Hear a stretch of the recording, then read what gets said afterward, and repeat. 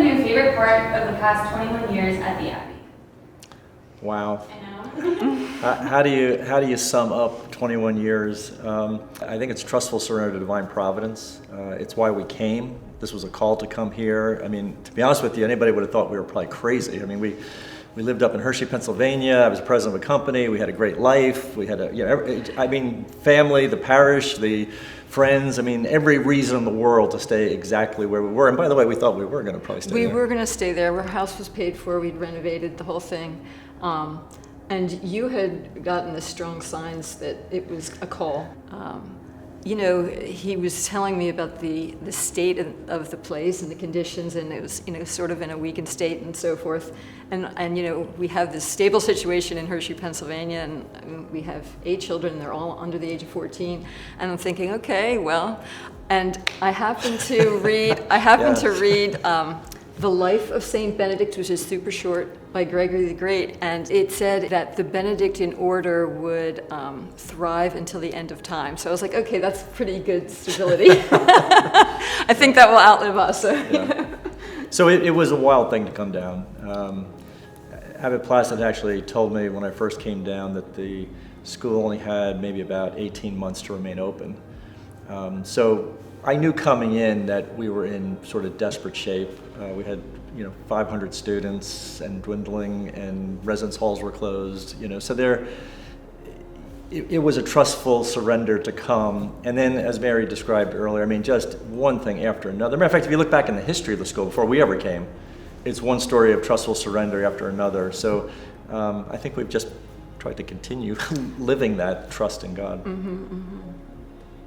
I think 10 monks have passed away since we've been here. And we had relationships with all of them, and very good relationships with all of the monks. So, it's a sorrowful thing to see kind of friends go in that regard. But I will say that a monastic community is such a blessing to be part of, because you have such a sense of the cycle of life.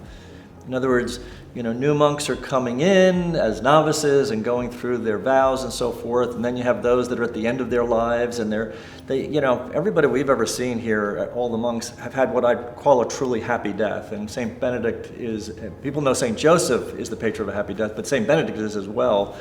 And we've seen that with every single monk that has passed. They've had a good death. If that, I don't know if that sounds like to anybody, but it's I guess inspiring for us to see how they lived their life with the stability, the obedience, the conversatio, the conversion of life, and how they did it from the time they came through their 40, 50, 60, 70 years that they may have been here. It's really inspiring to see that. And so that's something that, from my standpoint, we've really appreciated. And then I'm just remembering all the personal kindnesses that the monks have shown us. Father David Kessinger, who's one of the monks that has passed away, he would hear our confessions in the parlor, pretty much on a weekly basis with all the kids, in line there. And, Abbot Placid has been so generous with offering spiritual direction to many of our children and our children's spouses who were students at the Abbey, and through college, and they still keep in contact with him. Abbot Placid gave our son Luke Father Kieran's rosary beads from his casket after his funeral before they closed it, which was so sweet. Yeah. And so you learn a lot from being around the monastic community in terms of just how to live your own life. And as being oblates, that's really what you're trying to do, is can I live the rule of Saint Benedict in an appropriate way in our station as married, and parents? Can we live that life in our own home? Mm-hmm.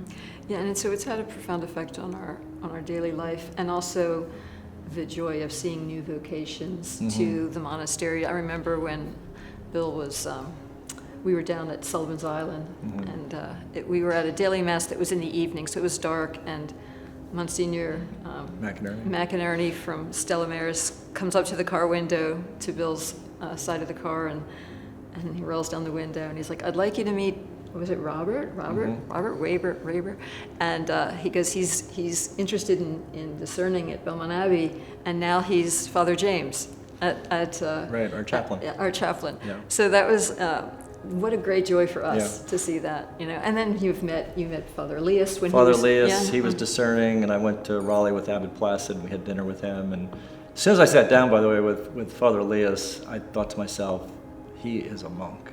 You know, it just struck me that he was a Benedictine monk, and we're so blessed that he's here. Yeah. Now, you know.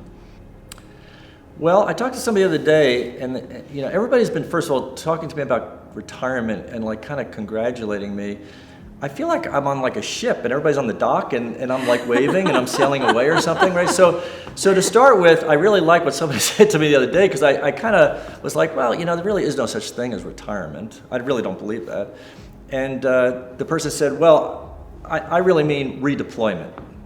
And I said, oh, I like that. Okay, so what you're really doing is God is, in a sense, closing this chapter of your life, and in a way, just like the divine providence, I'm looking to see where is he opening the doors. Throughout our whole entire marriage from the very beginning when we were engaged, I think our only prayer, and it's the only prayer that comes from the heart for me, is that God's will be done in our marriage. And so it's kind of exciting when you have that prayer because, you know, God's not boring.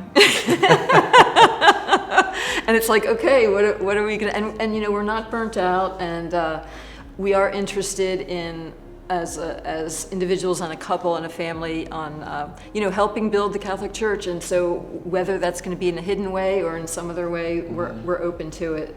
Yeah.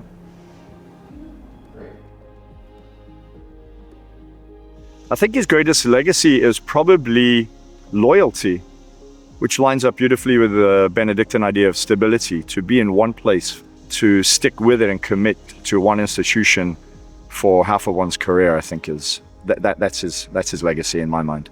He walked the walk, right? And it wasn't just what he was asking of the Abbey community to do, it's what he himself was doing. And we would see him everywhere, right? On the athletic fields, in the Abbey Theater, making bricks on orientation weekend. Like, I remember so many times walking around campus with him, and he would be able to point out, you know, a crack on the side of the library that's new, and he would make a note of it, but then not missing the overall impact of this place. He was very, very intentional and held the line on ensuring that we only hired for mission identity, that we didn't compromise, that we didn't settle. And I think in that way, he's really changed the culture of the college. I remember I came here in 2006, and I remember there were so few people attending daily mass that we were up with the monks, you know, and Father the celebrant was facing in the opposite direction, and now you go and the church is nearly full every day. You know, it's a credit to his tenure and his leadership in that I can't point to just one thing. He's done so many things, and I think really the best metric you can use to assess success for anyone who leads a department or a program, or in Dr. Thierfelder's case, an entire college, is, did you leave the place better than you found it? And I don't think you'll find anyone that would even hazard to be foolish enough to argue that this place is not in much better position than it was when he found it, and that he will walk off the stage to a standing ovation. His spirit of gratitude, and that is, you know, he's always saying, thank you, Jesus, right? A big donation comes in, thank you, Jesus. A student excels and a team wins a championship, thank you, Jesus. And I think there is a sense that all of it is a gift. It's all a gift. And that sticks with me. Dr. Thierfelder's greatest legacy at the Belmont Abbey College is Belmont Abbey College, as I'm not sure it would have survived without his leadership, which was quite sacrificial at times. The energy and the effort he has put into the college.